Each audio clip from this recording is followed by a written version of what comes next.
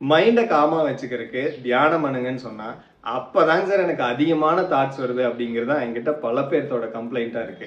அப்ப இதுக்கு என்ன பண்ணலாம் அப்படின்னா, முதல்ல நீங்க ஒண்ண புரிஞ்சுக்கணும்.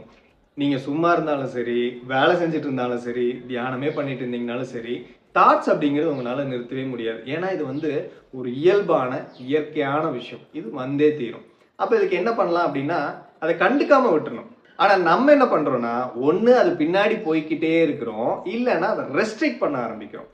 இது 2ம் பண்றதுனால, இன்னும் உங்களுக்கு தாட்ஸ் வந்து அதிகமா வந்துகிட்டே இருக்குது. அப்ப இதிலிருந்து நம்ம எப்படி வெளியில வர்றதுன்னா, உங்களோட மூச்ச கவனிக்க ஆரம்பிக்கலாம்.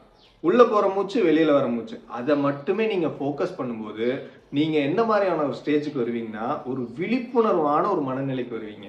விழிப்புணர்வான மனநிலையிலிருந்து தாட்ஸ்க்கு ரியாக்ட் பண்ணாம இருக்கீங்களோ, இப்ப தியானம் அப்படிங்கிறது உங்களுக்கு தானா நடக்கும். உங்க மனசு அப்படிங்கிறது ஒருநிலைப்படும். இத ஒரு நாள் மட்டும் பண்ணிட்டா போதுமா அப்படின்னா இல்ல. சார் நெறைய பேர் சொல்றாங்க, 10 நாள் தியானம் பண்ணேங்க சார், என்னால முடியல அப்படின்ட்டு விட்டுர்றாங்க. இது ஒரு நாள்ல நடக்கிற விஷயம் இல்ல. இத நீங்க தொடர்ந்து பயிற்சி பண்ண தான் உங்களுக்கு அது வந்து இயல்பா வர ஆரம்பிக்கும். அதுக்காக நீங்க விட தேவையில்ல. தொடர்ந்து பிராக்டிஸ் பண்ணுங்க. மூச்ச கவனிங்க. விழிப்புணர்வோட நீங்க அத பண்ணீங்க அப்படின்னா, தியானம் உங்களுக்கு இயல்பா நடக்க ஆரம்பிக்கும். ஸோ யாரெல்லாம் தியானம் பண்றதுக்கு கஷ்டப்பட்டுக்கிட்டு இருக்காங்களோ, அவங்களுக்கு எல்லாத்துக்கும் இந்த வீடியோவ ஷேர் பண்ணுங்க. இதுவரைக்கும் பிரணவ யோகாவ ஃபாலோ பண்ணல, இப்ப ஃபாலோ பண்ணுங்க.